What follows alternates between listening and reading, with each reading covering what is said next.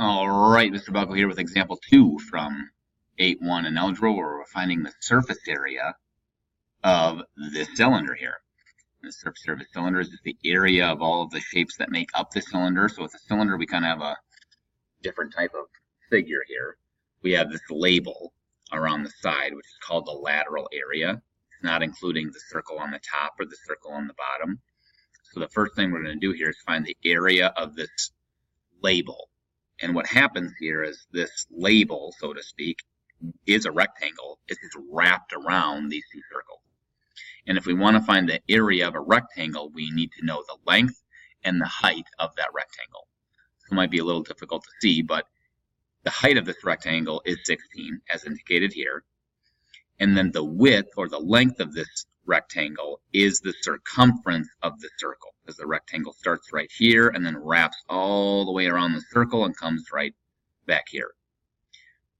So the height is 16, and the length is the circumference of the circle. And to find the circumference of a circle, we do 2 times pi times the radius. And we know the radius of the circle, it is 7.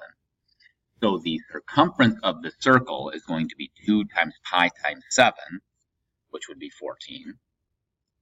And then we're going to take that length or width of the rectangle and multiply it by 16. So this value right here, 2 times pi times 7 times 16, is the area of the label or the lateral area of the cylinder, not including the circle, just the area that goes around. 2 times pi times 7 again is the circumference of the circle, so it's kind of the length or the width of the rectangle, and then times 16 because that's the height of the rectangle. So that's what this is. That's just the lateral area. If we want to find the surface area, we need to include the circle on the top and the circle on the bottom. So we carry out this multiplication here. 2 times pi times 7 is 14 pi.